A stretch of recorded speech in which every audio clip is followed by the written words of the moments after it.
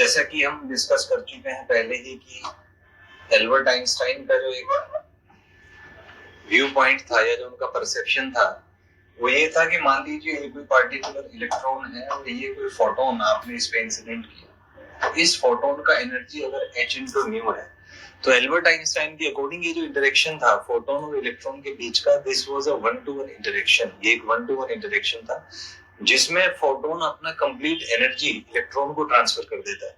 अब इलेक्ट्रॉन इस एनर्जी को दो कामों में यूज करेगा, एक तो मेटल से बाहर आने में, प्लस जो पार्ट बचा वो उसको काइनेटिक एनर्जी प्रोवाइड करेगा। So I hope you are clear with things. तो अगर इस फोटोन का एनर्जी h न्यू है तो ये फोटोन इस इलेक्ट्रॉन को अपना एनर्जी ट्रांसफर करेगा और ये जो एनर्जी है वो यूज होगा एक तो वर्क फंक्शन में, प्लस एक इसको मैक्सिमम काइनेटिक एनर्जी प्रोवाइड करेगा। क्योंकि हम उस इलेक्ट्रॉन की बात कर रहे हैं जिसका काइनेटिक एनर्जी मैक्सिमम है, जो किसी और इलेक्ट्रॉन से कोलाइड नहीं करता है या अपना एनर्जी लूज नहीं करता, तो उस पार्टिकुलर इलेक्ट्रॉन के बारे में हम बात कर रहे हैं। तो यहाँ से आप देख सकते हैं कि जो k मैक्स आएगा आपका वो आ जाएगा आपका E माइनस फाइव। तो एक ये जो इक्वेशन था इसी को आइंस्टाइन का फोटो इलेक्ट्रिक इक्वेशन कहते हैं। लास्ट क्लास में मैंने डिस्कस भी किया था, बट इलेबोरेटिवली क्योंकि इसका कुछ सिग्निफिकेंस है तो हम उस पॉइंट पर भी बात करेंगे। So this equation is called as Albert Einstein's photo electric equation, जिसकी हेल्प से उन्होंने एक्सप्लेन की थी जो प्रॉब्लम्स आई थी वेव नेचर ऑफ लाइट में, तो उनको एक्सप्लेन किया था। तो यहाँ से एनर्जी जो है, एनर्जी को आप लिख सकते हैं एज h into न्यू, तो ये आ जाएगा k max is equal to h new minus 5। तो एक इसका फॉर्म ये हो सकता है। तीसरा फॉर्म ये है क्योंकि फ्रीक्वेंसी को आप वेवलेंथ से रिलेट कर सकते हैं, तो फ्रीक्वेंसी होता है c by वेवलेंथ माइनस 5। तो ये तीन फॉर्म में इसमें क्वेश्चन बन सकते हैं। तो तीनों फॉर्म्स हमने लिख दिए हैं। It can be in terms of energy, it can be in terms of frequency और it can be in terms of wavelength. तो आइए इनके ग्राफिकल एनालिसिस थोड़े देखते हैं। तो पहला जो इक्वेशन है इसको अगर ग्राफिकली एनालाइज करें तो ये आ जाएगा आपका k max मैंने y एक्सिस पे बनाया और एनर्जी मैंने x एक्सिस पे बनाया। तो आप देख सकते हैं कि k max is proportional to E। तो यहां से अगर एनालिसिस देखें तो k max is equal to E minus five nought. तो अगर मैं इसको y मान लेता हूं, इसको x मान लेता हूं, तो ये इक्वेशन आ जाएगा y is equal to x minus five nought. तो ये एक स्ट्रेट लाइन का इक्वेशन है जिसका स्लोप पॉजिटिव है और जिसका इंटरसेप्ट है माइनस ऑफ फाइव नॉट। तो अगर इसका ग्राफ अपन ड्रॉ करें तो ऐसा कुछ ग्राफ आना चाहिए। दिस इज ये सर्टेनली यहाँ पे इसका मान लीजिए कुछ वैल्यू आएगा, तो इस पॉइंट पे मैं कह सकता हूँ कि k max 0 होगा। तो यहाँ से इसको मैं कुछ E नॉट इसका वैल्यू मान लेता हूँ। तो अगर इक्वेशन देखें तो equation is y is equal to x minus five nought.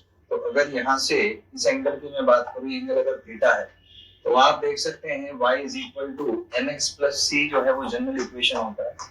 तो यहाँ से अगर आप कंपेयर करें तो m जो है इसका स्लोप वो 1 आ जाएगा और स्लोप होता है tan थीटा। तो यहाँ से आप कह सकते हैं कि theta will be equal to 45।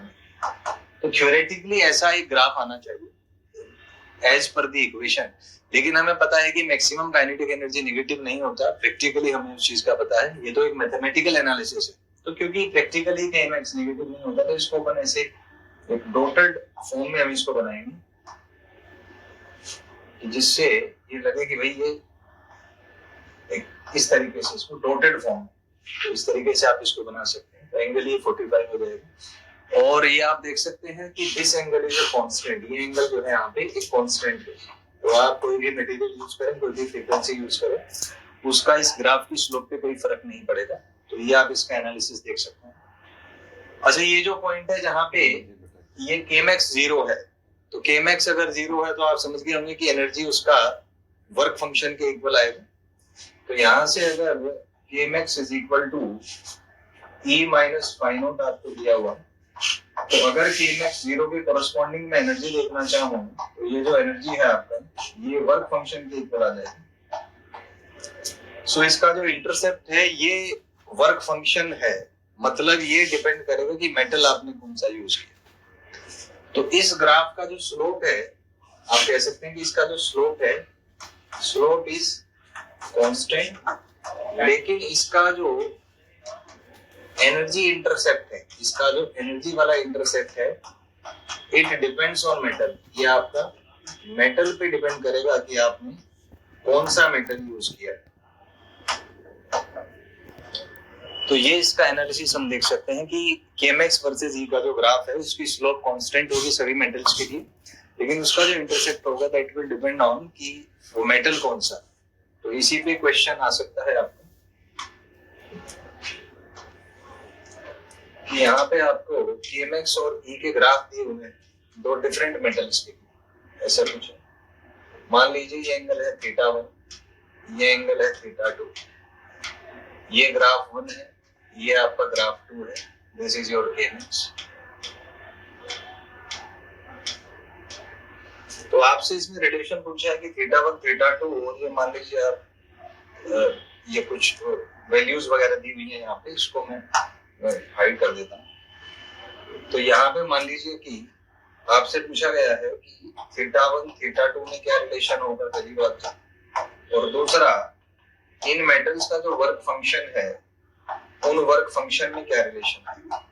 तो दिस इज द क्वेश्चन कि θ1 θ2 में क्या रिलेशन होगा और वर्क फंक्शन में क्या रिलेशन होगा। तो हमने अभी डिस्कस किया था कि ये थीटा जो है कांस्टेंट होता है, तो θ1 is equal to θ2 is equal to 45। ये हमने अभी डिस्कस किया था कि ये कांस्टेंट होता है। और हमने देखा था कि इसका जो एक्स इंटरसेप्ट है, जो एनर्जी इंटरसेप्ट है, वो वर्क फंक्शन के इक्वल होता है। तो ये आपका work function for 2 and this will be your work function for 1। तो यहाँ से आप देख सकते हैं कि वर्क फंक्शन 1 ज्यादा है। तो सेकंड एनालिसिस अपन लिख सकते हैं that work function for 1 is greater than work function for 2। यहाँ से आप ये एनालिसिस निकाल सकते हैं। अच्छा, वर्क फंक्शन 1 का ज्यादा है तो इसको आप फ्रीक्वेंसी और वेवलेंथ के टर्म में भी रिलेट कर सकते हैं। तो 1 का अगर वर्क फंक्शन ज्यादा है तो हम कह सकते हैं कि जो थ्रेशोल्ड वेवलेंथ होगा 1 का वो कम होगा as compare to threshold wavelength for second. और इक्विवेलेंटली जो थ्रेशोल्ड फ्रीक्वेंसी होगा 1 का that will be greater than the threshold frequency for. तो ये इस ग्राफ से आप एनालिसिस कर सकते हैं कि इसके क्या एनालिसिस है, एंगल्स में क्या रिलेशन होगा, वर्क फंक्शन में क्या रिलेशन आएगा, थ्रेशोल्ड फ्रीक्वेंसी में क्या रिलेशन होगा और थ्रेशोल्ड वेवलेंथ में क्या इसमें रिलेशन है।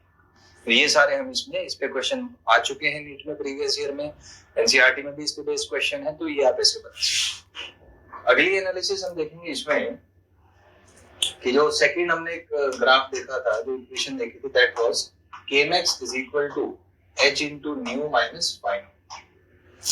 तो यहाँ से आप देख सकते हैं, इसको मैं अगर स्टैंडर्ड इक्वेशन से कंपेयर करूं तो y is equal to mx plus c से। तो यहाँ से अगर मैं y की जगह मैंने kmax यूज किया है, x की जगह मैंने फ्रीक्वेंसी यूज किया है, तो मैं कह सकता हूँ कि स्लोप की जगह h आएगा और जो इंटरसेप्ट है that will be equal to minus of five. तो स्टैंडर्ड इक्वेशन होता है किसी स्ट्रेट लाइन का y is equal to mx plus c। तो अगर इसमें हम कंपेयर करें तो y is comparable to kmax और x is comparable to nu. तो कंपैरिजन से आप देख सकते हैं कि जो m है वो h के कंपेरेबल होगा और c जो है वो माइनस फाइ नॉट के कंपेरेबल होगा। तो यहाँ से अगर मैं स्लोप की बात करूं तो आपका h आ जाएगा which is a constant and which is slope of graph। सो इसमें अपन कह सकते हैं कि इस ग्राफ का जो स्लोप है वो कांस्टेंट होगा, पहली चीज। दूसरी चीज, यहाँ से अगर हम c की बात करें तो c is equal to minus of phi nought. तो ये डिपेंड करेगा मेटल पे, डिपेंड्स ऑन मेटल। तो ये आपका मेटल पे डिपेंड करता है। तो हम कह सकते हैं कि kmax और फ्रीक्वेंसी के बीच का जो ग्राफ होगा उसका जो स्लोप है वो स्लोप कांस्टेंट होगा, वो किसी भी मेटल पे डिपेंड नहीं करेगा। लेकिन जो उसका इंटरसेप्ट है that will be dependent on the metal which you have used. तो आइए इसको फर्दर अगर एनालिसिस करें तो यहाँ से इक्वेशन है आपका kmax is equal to h nu minus phi nought. तो इसका जो ग्राफ होगा ये कुछ, ये आप न्यू मान लीजिए, ये आप kmax मान लीजिए। तो ये एक स्ट्रेट लाइन होगा, मान लीजिए एंगल थीटा है, और इसको अगर आप फर्दर एक्सपांड करें तो ये यहाँ पे कट करेगा, जो y इंटरसेप्ट है इसका that will be minus of phi nought. तो ये इसका एनालिसिस आप देख सकते हैं। और यहाँ पे जो tan थीटा है वो आपका h के इक्वल होगा, which is equal to the slope. तो जैसे प्रीवियस पार्ट में हमने देखा था कि इसका कंपैरिजन अगर करें तो स्लोप जो है वो h के इक्वल हो जाएगा यहाँ से, तो जो एंगल है वो tan थीटा h उसमें रिलेशन आएगा, तो ये जो एंगल है वो कांस्टेंट होगा सभी मेटल्स के, तो यहाँ से हम कह सकते हैं that theta is equal to tan inverse of h and it is a constant for all metals, ये आपका कांस्टेंट हो जाएगा। लेकिन ये जो इंटरसेप्ट है इसका that is minus of phi not, तो ये मेटल पे डिपेंड करेगा, it will be dependent on the metal. एक चीज और कह सकते हैं कि ये जो पॉइंट है जहां पर Kmax 0 है, तो आप समझ गए होंगे अगर Kmax 0 है तो जो फ्रीक्वेंसी है वो थ्रेशोल्ड फ्रीक्वेंसी को डिनोट करेगा, तो इसका जो फ्रीक्वेंसी है ये थ्रेशोल्ड फ्रीक्वेंसी हो जाएगा, क्योंकि इस पॉइंट पर Kmax 0 है। तो अगर Kmax 0 है तो हम जानते हैं कि उसका जो एनर्जी है वो 0, Kmax 0 हो गया, इसका मतलब फोटोन का जो टोटल एनर्जी है वो वर्क फंक्शन के इक्वल हो गया, तो h nu nought is equal to phi not, तो इसका मतलब जो फ्रीक्वेंसी है वो आपका थ्रेशोल्ड फ्रीक्वेंसी के बराबर हो जाएगा। तो यहाँ से आप इसको देख सकते हैं। तो अगर दो डिफरेंट मेटल्स का ग्राफ आपको दिया हुआ है, ये क्वेश्चन आ चुका है नीट में, आपको दो डिफरेंट मेटल्स दिए हुए हैं, तो इस तरीके से थोड़ा सा ये मान लीजिए मेटल ए और ये मान लीजिए आपका मेटल बी, सेम यहाँ पे एक एंगल आपको थीटा ए दिया हुआ है, ये आपको थीटा बी दिया हुआ है, और this is your Kmax and this is your frequency. तो ये एक क्वेश्चन है कि आपको Kmax और फ्रीक्वेंसी का ग्राफ दिया हुआ है दो डिफरेंट मेटल्स के लिए, metal A and metal B, and you have to find, पहला जो इसमें ऑप्शन है वो है कि थीटा ए और थीटा बी में रिलेशन क्या होगा, रिलेशन मतलब छोटा बड़ा या बराबर होंगे, पहली चीज। दूसरी चीज जो है वर्क फंक्शन फॉर ए और वर्क फंक्शन फॉर बी में क्या रिलेशन है, मतलब ये छोटे बड़े होंगे या बराबर होंगे। तीसरा क्वेश्चन है जो थ्रेशोल्ड फ्रीक्वेंसी आएगा ए का और जो थ्रेशोल्ड फ्रीक्वेंसी आएगा बी में, उसमें आपका क्या रिलेशन होगा। और चौथा क्वेश्चन है कि जो थ्रेशोल्ड वेवलेंथ आएगा ए का और जो थ्रेशोल्ड वेवलेंथ आएगा बी का, उनमें आपका क्या रिलेशन। तो Kmax और फ्रीक्वेंसी का ग्राफ आपको दिया है, and on the basis of the graph आपको कुछ वैल्यूज बतानी है कि जो एंगल्स है थीटा ए थीटा बी, इसमें क्या रिलेशन होगा, वर्क फंक्शन में क्या रिलेशन होगा, थ्रेशोल्ड फ्रीक्वेंसी में क्या रिलेशन होगा, और थ्रेशोल्ड वेवलेंथ में क्या रिलेशन होगा। तो इसी को अगर कंटिन्यू करें तो आप देख सकते हैं थीटा कांस्टेंट है यहाँ से। तो फर्स्ट पार्ट में अगर अपन सॉल्यूशन देखें तो फर्स्ट में अपन कह सकते हैं कि थीटा ए जो है वो थीटा बी के इक्वल होगा, क्योंकि ये कांस्टेंट होता है, the constant is tan inverse of h, the first thing. तो पहला ये क्लियर हो गया आपको। सेकंड है वर्क फंक्शन किसका ज्यादा है, तो हम देख सकते हैं कि यहाँ से अगर मैं इसको थ्रेशोल्ड फ्रीक्वेंसी की टर्म में भी देखूं तो ये होगा थ्रेशोल्ड फ्रीक्वेंसी फॉर ए और ये होगा threshold frequency for B. So clearly हम यहाँ से देख सकते हैं कि बी का थ्रेशोल्ड फ्रीक्वेंसी ज्यादा है, तो इसका मतलब है बी का वर्क फंक्शन भी ज्यादा होगा, क्योंकि ये आपस में डायरेक्टली रिलेटेड होते हैं। तो हम कह सकते हैं कि work function for B is greater than work function for A, ये किया गया। थर्ड तो फ्रीक्वेंसी का हमें पता ही है, ग्राफ से दिखाई दे रहा है कि फ्रीक्वेंसी थ्रेशोल्ड बी का ज्यादा होगा as compare to threshold frequency for A. और लास्ट में क्योंकि वेवलेंथ इनवर्स रेशो में होता है तो हम कह सकते हैं कि बी का थ्रेशोल्ड वेवलेंथ कम होगा as compare to threshold wavelength of. तो ये आप इसमें ये क्वेश्चन बना सकते हैं। तो यहाँ पे हमने देखा इसका सेकंड एनालिसिस की Kmax और न्यू के बीच का जो ग्राफ है उस पे कैसे क्वेश्चंस आ सकते हैं, क्या उसमें डिपेंडेंसीज होती हैं, एंगल किस तरीके से डिपेंड करेगा, वर्क फंक्शन कैसे कैलकुलेट करेंगे कि कौन ज्यादा है कौन कम है, थ्रेशोल्ड फ्रीक्वेंसी कैसे कैलकुलेट करेंगे, कंपेयर करेंगे किसका ज्यादा किसका कम, और लास्ट में आपका थ्रेशोल्ड वेवलेंथ को आप कैसे कंपेयर करेंगे। तो इस पे कई क्वेश्चन कई तरीके से इसको मैनिपुलेट कर सकते हैं, कई प्रकार से इस पे क्वेश्चंस आ सकते हैं। आइए अब थर्ड एस्पेक्ट इसका देखते हैं जो था Kmax और वेवलेंथ के बीच में कंपैरिजन। तो जो थर्ड इसका एस्पेक्ट है वो है वेवलेंथ में कंपैरिजन। तो equation was that Kmax is equal to HC by lambda minus phi. तो यहाँ पे मैं क्या करता हूँ, इसमें पहला जो ग्राफ है वो 1 बाई लेमडा और kmax के बीच में आता है, तो इसको मैं ऐसे लिख सकता हूँ। तो अगर मैं kmax को y मान लूं तो इसको लिखा जा सकता है y is equal to mx plus c, जहां पे x को मैंने 1 बाई लेमडा मान लिया। तो पहला जो ग्राफ है वो that is relation between kmax and 1 by lambda. तो kmax को मैंने y मान लिया, तो 1 बाई लेमडा यहाँ से x आ जाएगा and we have the standard equation y is equal to mx plus c। और हमें पता है कि एक स्ट्रेट लाइन का इक्वेशन है जिसका स्लोप m और जिसका इंटरसेप्ट c होता है। तो यहाँ से हम कह सकते हैं that m is equal to xc and the c is equal to minus of phi naught. इसको मैं c डैश बोल देता हूँ क्योंकि यहाँ पे c हमने लाइट की स्पीड के लिए यूज किया। So the equation will be like this. तो इस इक्वेशन को अगर इंटरप्रेट करें तो हम कह सकते हैं कि जो ग्राफ होगा y x के बीच का वो एक स्ट्रेट लाइन है, स्लोप m है और इंटरसेप्ट है उसका c डैश जिसका मैंने नाम दिया। तो इसको अगर kmax से कंपैरिजन करें तो अगर मैं y एक्सिस पर अगर मैं kmax को प्लॉट कर दूं और x एक्सिस पर अगर मैं 1 बाई लेमडा को प्लॉट कर दूं तो इसका जो ग्राफ है वो स्ट्रेट लाइन आएगा जिसका स्लोप है पॉजिटिव। आप देख सकते हैं स्लोप इज पॉजिटिव और स्लोप जो है it can be related to the angle tan theta which is hc and which is again constant. ये भी क्वेश्चन नीट में आ चुका है, शायद ये पेंटिंग में आ चुका है किसी एग्जाम में, कि जो स्लोप है kmax और 1 बाई लेमडा का वो कांस्टेंट होता है सभी मेटल्स के लिए कि वेरिएबल होता है। तो यहाँ पे आप देख सकते हैं that this slope is constant, it has been asked in many exams. तो अगर इसका अपन ग्राफ ड्रॉ करें तो graph will be like this. यहाँ से ऐसे अगर इसको मैं डॉटेड बनाऊंगा तो जब 1 बाई लेमडा 0 हो जाएगा, यहाँ से आप देख सकते हैं कि 1 बाई लेमडा जब 0 हो जाएगा तो kmax होगा माइनस ऑफ फाई नॉट। तो ये पुराने वाला इसमें interpretation, this will be minus of phi naught. और ये जो वैल्यू है इस वैल्यू को मान लीजिए मैं कुछ 1 बाई लेमडा नोट बोल देता हूं।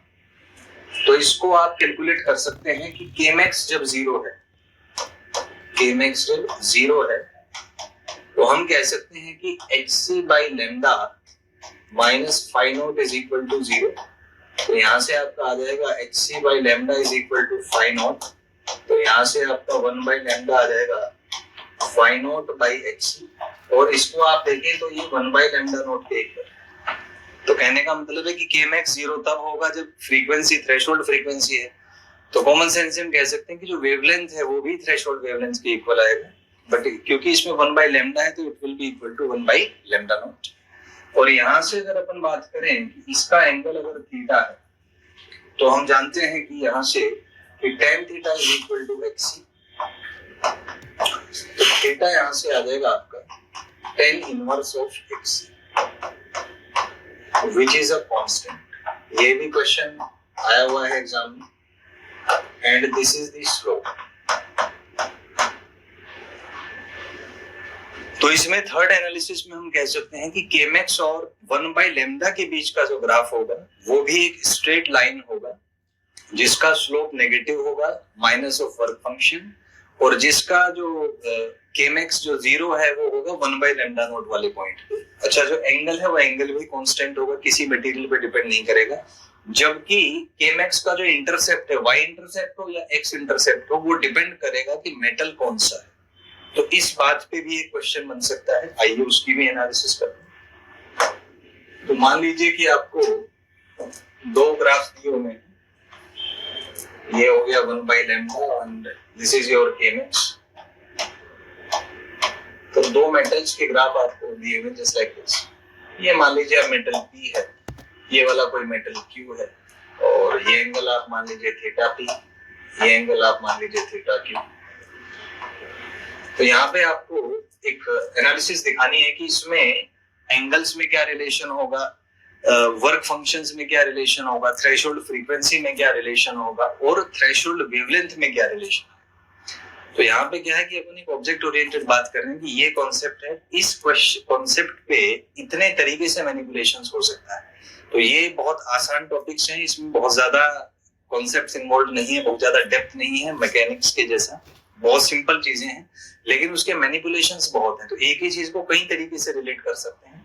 तो आपको जब आप क्वेश्चन सॉल्व करें तो उसको मैनिपुलेशन पे बेस्ड करें, क्योंकि एक बार आपने सारे मैनिपुलेशन कर लिए तो फिर then you will be comfortable with these things. तो आइए स्टार्ट करते हैं। तो kmax और 1/λ का ग्राफ आपको दिया हुआ है। तो ग्राफ के बेसिस पे हम एनालिसिस कर सकते हैं कि थीटा p और थीटा q, ये मैं q बोल देता हूँ, ये दोनों बराबर होंगे। ग्राफ के बेसिस पे हम कह सकते हैं, यहां से हम देख सकते हैं कि p मेटल के लिए जो 1/λ0 है, ये इसका 1/λ0 आ जाएगा, this is for p and this is 1/λ0 for q।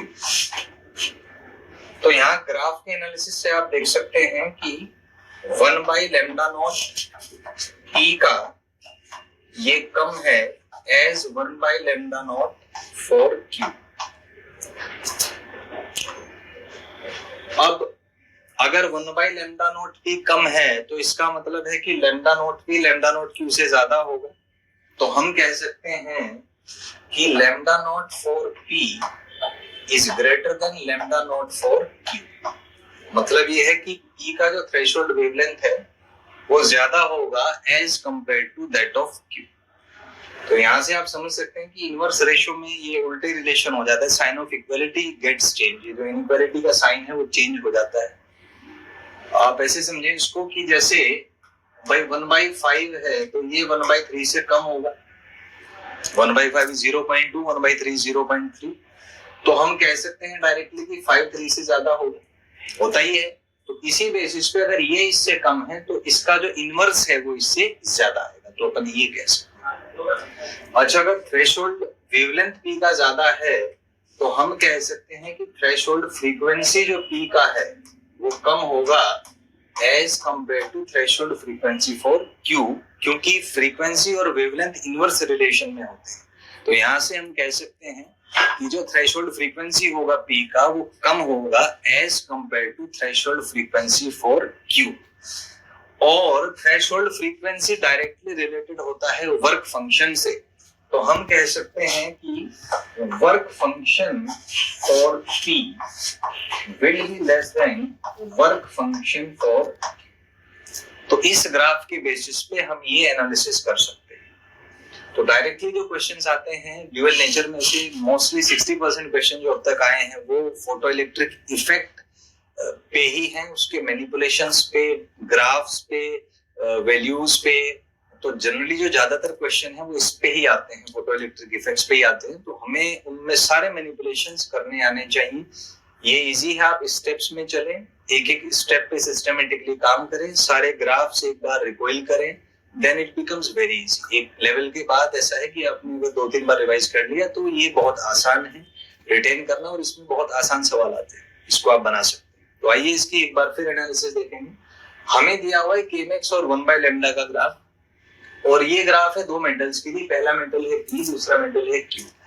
तो p जो मेटल है इसके लिए एंगल है थीटा p, और q जो मेटल है इसके लिए एंगल है थीटा q।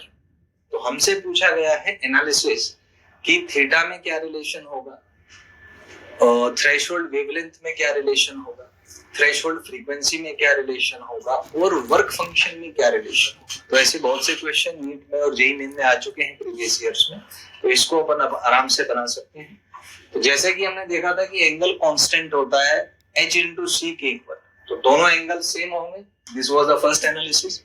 सेकंड एनालिसिस में हम कह सकते हैं कि this is 1/λ0 for p and this is 1/λ0 for q।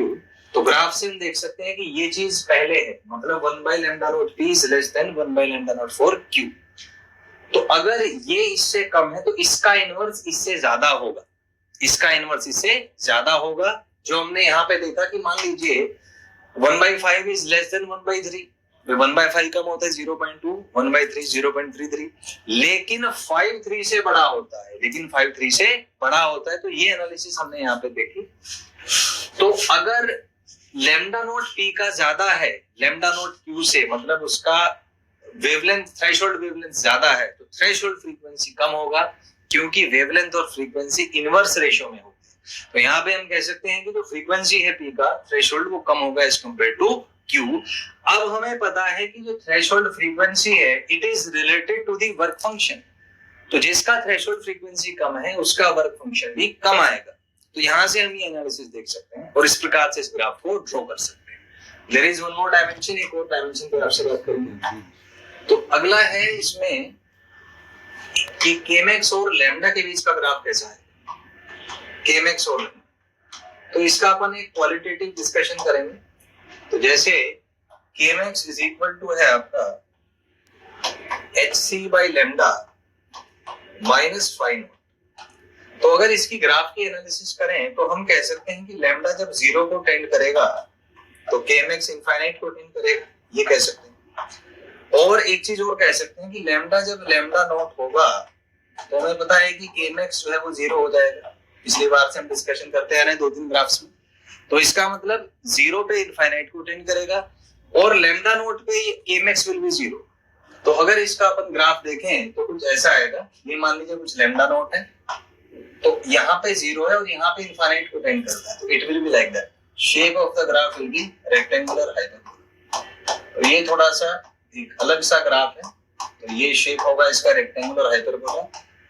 और ये जो है आप बनाएंगे कैसे, lambda is equal to lambda naught पे केएमएक्स 0 है, मतलब इस एक्सिस को कट करेगा और जब लैम्डा 0 होगा तो it will tend to infinite. इस प्रकार से आप ये ग्राफ्स को ड्रॉ कर सकते हैं।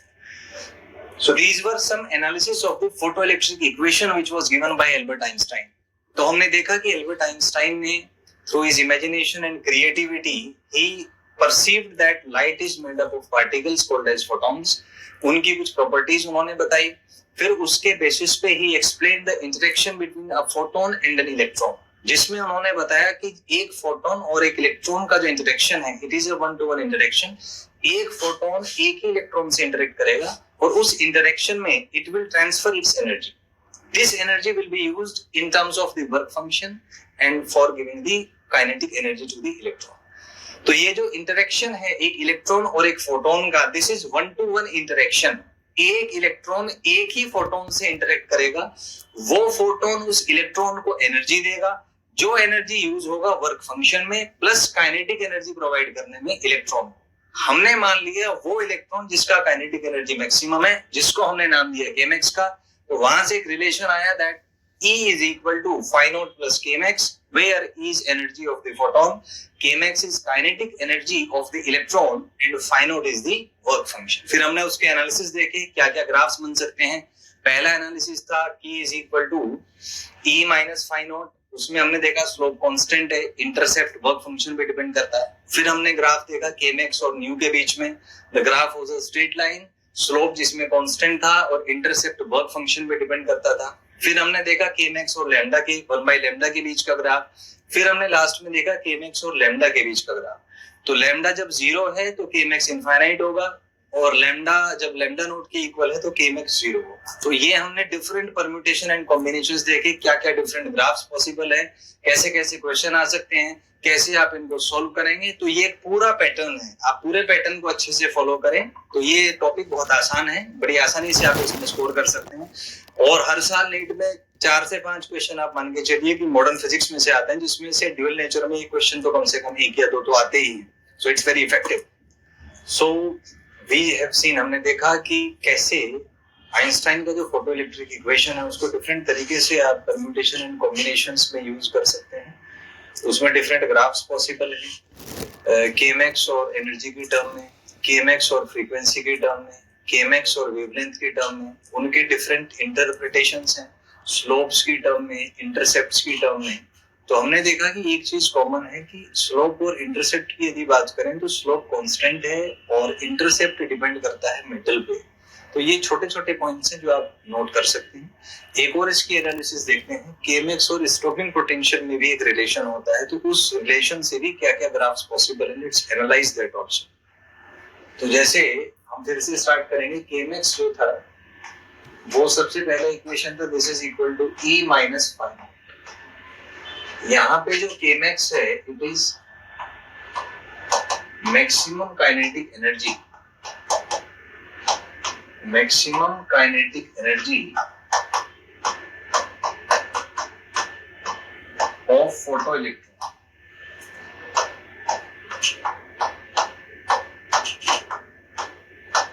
E जो है E is energy of photon and ये जो माइनस ऑफ फाई नोट है, this is the phi naught is work function of the matter.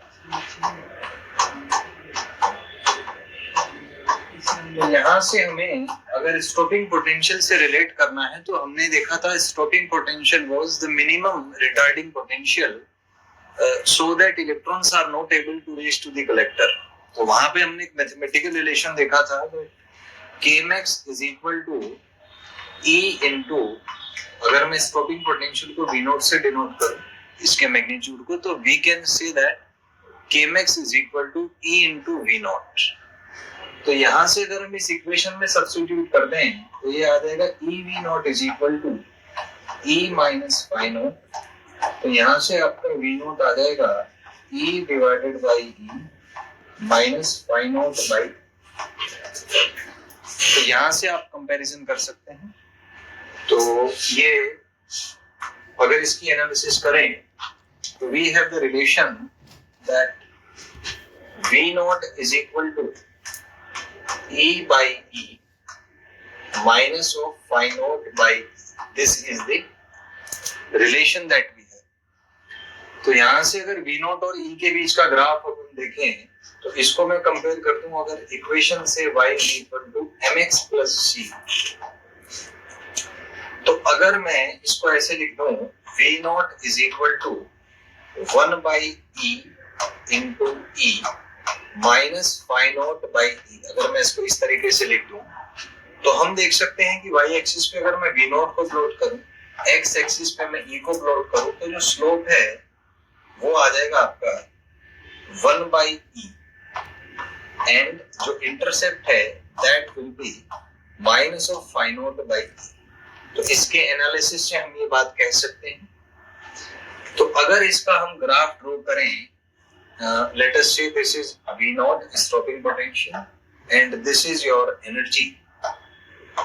तो इसका जो ग्राफ है उसका स्लोप पॉजिटिव होगा और इंटरसेप्ट विल बी नेगेटिव। तो ऐसा कुछ ग्राफ यहाँ से पॉसिबल हो जाएगा।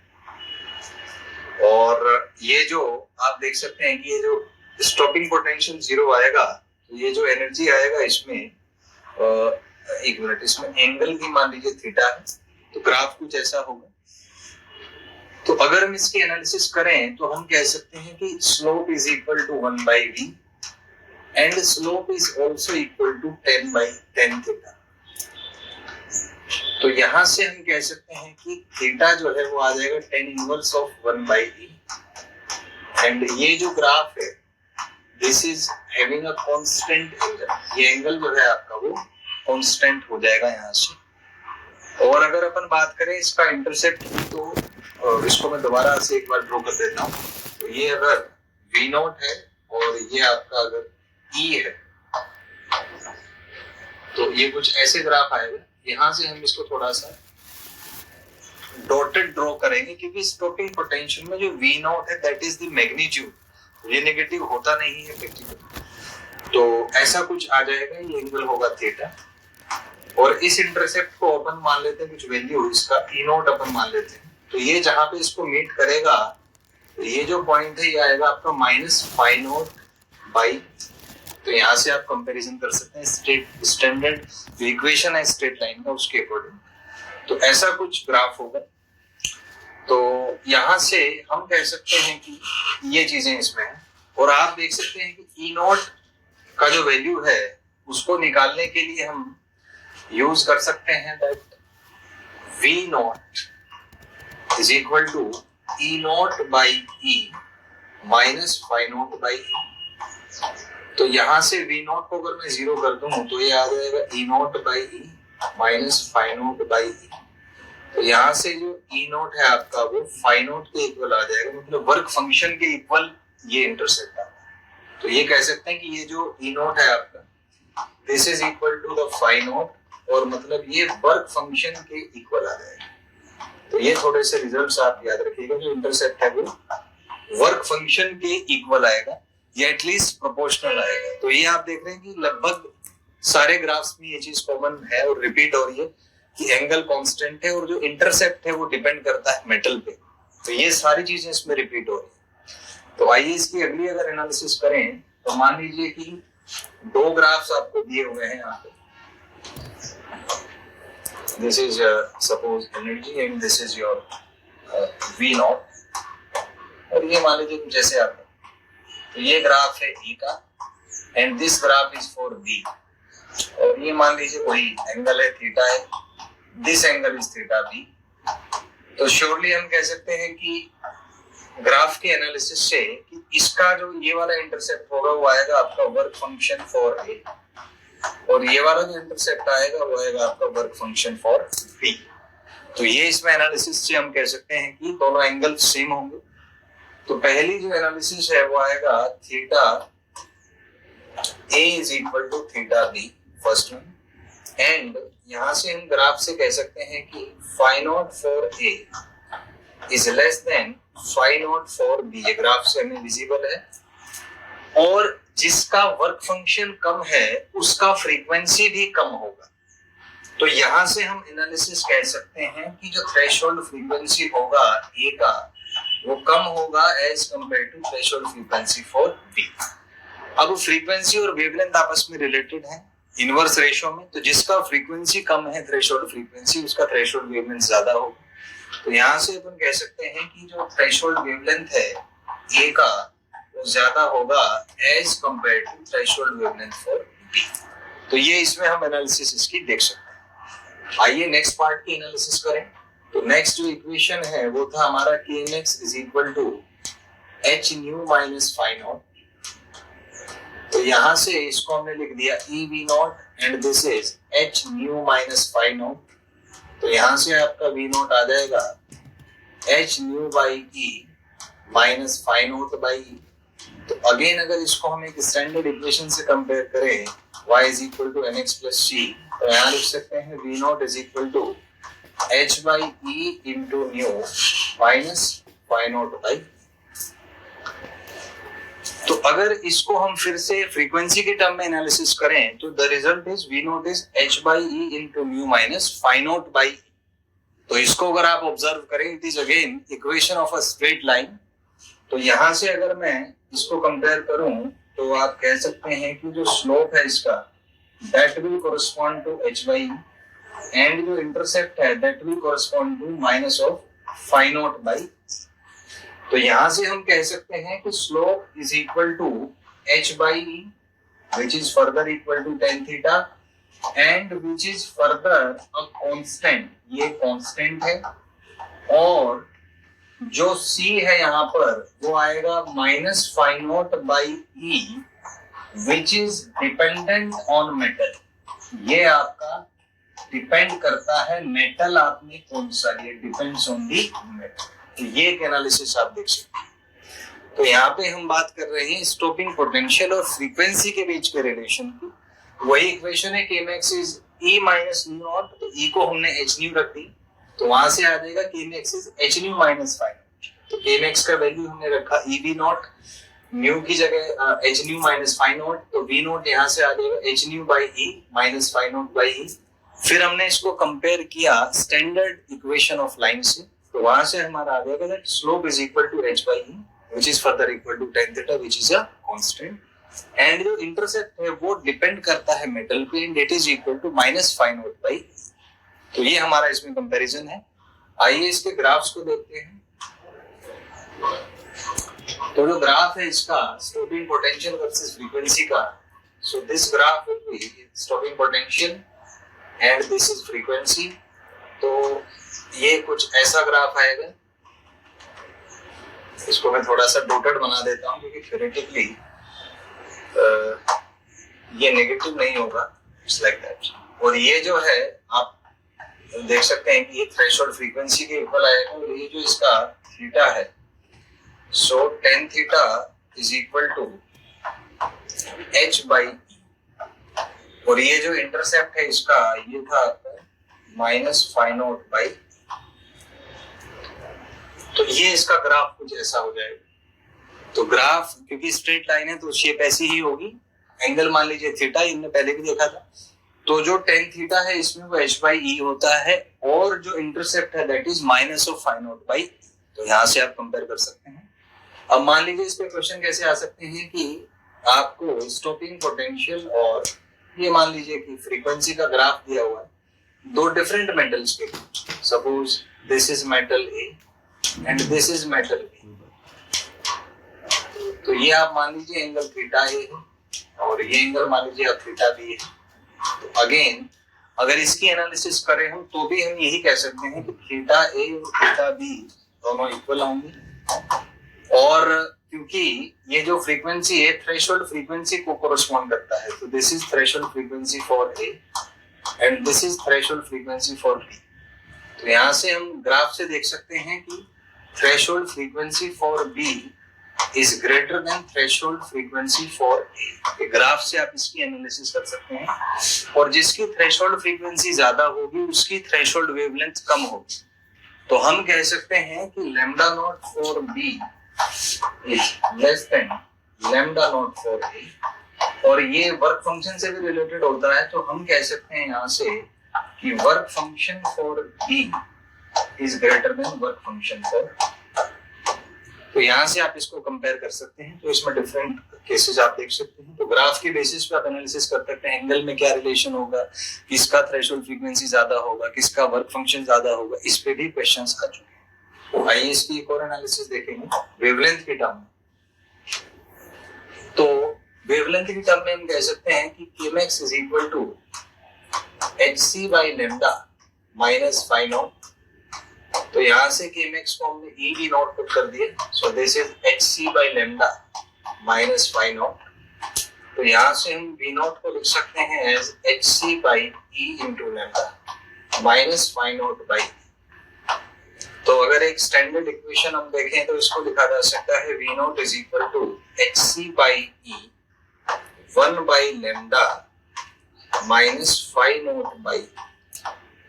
तो इसको फाइनली हम इस फॉर्म में रख सकते हैं। तो यहाँ से आप देख सकते हैं कि अगर मैं v नॉट को y एक्सिस पे ड्रॉ करूं और 1 बाई लैम्डा को x एक्सिस पे, तो इसको एक स्टैंडर्ड इक्वेशन से आप कंपेयर कर सकते हैं स्ट्रेट लाइन का, जो होता है y is equal to mx plus c। तो यहाँ से अगर आप ऑब्जर्व करें कि x एक्सिस पे अगर मैं 1 बाई लैम्डा प्लॉट करता हूँ तो जो स्लोप है इसका वो आपका hc बाई e को कोरस्पॉन्ड करेगा और जो इंटरसेप्ट है और इसको मैं c डैश बोल देता हूँ वो आपका minus phi not by e को कोरस्पॉन्ड करेगा। तो यहाँ से हम कह सकते हैं कि इस ग्राफ का जो स्लोप होगा वो आ जाएगा आपका hc बाई e और ये स्लोप जो है वो अगर एंगल थीटा है तो इसको tan थीटा लिख सकते हैं। और आप देख सकते हैं कि ये भी कांस्टेंट है, h c और e तीनों मेटल पे डिपेंड नहीं करते, तो इसका भी जो स्लोप है that slope will also be constant. जबकि अगर आप कंपेयर करें कि इसका जो इंटरसेप्ट है that is minus of phi not by e, ये वर्क फंक्शन पे डिपेंड करता है। तो वर्क फंक्शन क्योंकि मेटल पे डिपेंड करेगा तो हम कह सकते हैं कि जो इंटरसेप्ट है it will depend on metal, ये मेटल पे आपका डिपेंड करेगा। फिर अगेन से घूम फिर के क्वेश्चन वही आ गया कि अगर इसकी एनालिसिस करें तो ये ग्राफ कुछ ऐसे होंगे, this is your V naught, this is your frequency. तो ऐसा कुछ ग्राफ आएगा आपका, इसको आप यहाँ से एक्सपेंड करेंगे तो ये यहाँ मूव करेगा। मान लीजिए हमने ये एंगल थीटा माना, ये एंगल कांस्टेंट होता है और ये जो इसका इंटरसेप्ट है that intercept is minus of phi not by. तो ये इसके एनालिसिस आप देख सकते हैं। तो यहाँ से हमने देखा कि जस्ट अ मोमेंट, ये 1 बाई लैम्डा का ग्राफ, यहाँ से मैं थोड़ा सा, this is for 1 by lambda. तो यदि इसकी ग्राफ की हम एनालिसिस करें तो देख सकते हैं कि स्टॉपिंग पोटेंशियल और 1 बाई लैम्डा का जो ग्राफ है that is a straight line, slope का एंगल हमने थीटा मान लिया। So this angle is constant, ये जो एंगल है ये कांस्टेंट रहता है सभी मेटल्स के लिए, the slope will remain the same. तो ज्यादातर क्वेश्चंस में आपने देखा है, ज्यादातर केसेस में slope is constant for all metals, जबकि जो इंटरसेप्ट है वो एक्स इंटरसेप्ट हो या वाई इंटरसेप्ट हो, it depends on the metal. तो यही पैटर्न पूरा रिपीट हो रहा है। तो यहाँ से आप देख सकते हैं graph will be like this. अब अगर इसमें क्वेश्चन कैसे आ सकते हैं, वही 2 मेटल्स वाला क्वेश्चन ले लीजिए। मान लीजिए आपको एक कंपैरिजन दिया हुआ है, वही स्टॉपिंग पोटेंशियल और 1/λ का ग्राफ दिया हुआ है आपको 2 मेटल्स के। So this is suppose A and this is B. तो वही आपसे पूछा है कि किसका वर्क फंक्शन ज्यादा होगा, किसका एंगल में रिलेशन पूछा है कि क्या होगा। तो सेम आप कह सकते हैं कि अगर ये एंगल यहाँ से यहाँ तक का थीटा ए है और ये एंगल यहाँ से यहाँ तक का थीटा बी है, जैसा कि हमने प्रीवियस क्वेश्चन में डिस्कस किया था, तो ये जो पॉइंट है इसके कोऑर्डिनेट्स हो जाएंगे 1/λ0 for a, और ये जो पॉइंट है इस पॉइंट के कोऑर्डिनेट्स हो जाएंगे 1/λ0 for b। तो यहाँ से हम एनालिसिस जो हमने किया है उसके बेसिस पे कह सकते हैं पहला पॉइंट कि थीटा ए और थीटा बी तो इक्वल होंगे, दोनों एंगल सेम होंगे। ये तो हमने क्योंकि एंगल जो है tan थीटा h/c वाला रिलेशन था which was constant he/e वाला, तो एंगल्स तो दोनों के सेम होंगे। और यहाँ कंपैरिजन भी अपन कह सकते हैं कि 1/λ0 for a is less than 1/λ0 for b। यहाँ से आप देख सकते हैं ग्राफ से। तो अगर 1/λ0 a 1/λ0 से b है तो इसका जो इनइक्वालिटी है its sign will change, its direction will change. तो यहाँ से हम कह सकते हैं कि λ0 a जो है वो ज्यादा होगा as compare to λ0 b। λ0 is the threshold wavelength, तो a का थ्रेशोल्ड वेवलेंथ ज्यादा है। इसका मतलब ये है कि a का जो थ्रेशोल्ड फ्रीक्वेंसी होगा लेट्स से νa वो कम होगा as compare to that of b। अब ये जो थ्रेशोल्ड फ्रीक्वेंसी है it is directly proportional to the work function. तो हम कह सकते हैं कि जो वर्क फंक्शन होगा a का वो कम होगा as compare to the work function for b। तो ये जो ग्राफ है इसको हम इस तरीके से एनालिसिस कर सकते हैं, एंगल्स में रिलेशन, किसका एंगल छोटा किसका बड़ा, वर्क फंक्शन में रिलेशन, थ्रेशोल्ड फ्रीक्वेंसी में रिलेशन एंड थ्रेशोल्ड वेवलेंथ में रिलेशन, क्या क्या इसमें रिलेशंस पॉसिबल है। इसकी एक और एनालिसिस थी, एक और ग्राफ पॉसिबल है, जैसे kmax इज इक्वल टू, हमने जैसे इसी में इक्वेशन में देखा था कि v0 जो है it was equal to hc/λe minus φ0/e, ये हमने रिलेशन इसमें देखा था। तो अगर 1/λ0 में ग्राफ ड्रॉ करें तो v0 को आप लिख सकते हैं hc/e लैम्डा माइनस φ0/e। तो सेम क्वेश्चन है, अगर लैम्डा के साथ ग्राफ ड्रॉ करें तो लैम्डा के साथ जो ग्राफ आएगा वो भी जैसे हमने kmax वाला केस में डिस्कस किया था, तो ये v0 हो जाएगा, दिस इज योर 1/λ। तो लैम्डा अगर 0 को टेंड करेगा तो 1/λ विल टेंड टू इंफिनिटी, और फर्स्ट वाला ही केस तो ये इंफिनिटी को टेंड करेगा। और अगर ये 1/λ0 हो जाएगा तो ये v0 आपका 0 आ जाएगा। इसकी एनालिसिस हमने पिछले क्वेश्चन में देखी थी। तो जैसे v0 अगर 0 है तो कह सकते हैं कि hc/e lambda minus φ0/e is equal to 0। तो यहाँ से आ जाएगा hc/e lambda is equal to φ0/e। तो यहाँ से आपका 1/λ आ जाएगा φ0/hc, और φ0 हमें पता है hc/λ0 होता है इनटू hc, तो ये यहाँ से आपका 1/λ। So this is the complete analysis, all the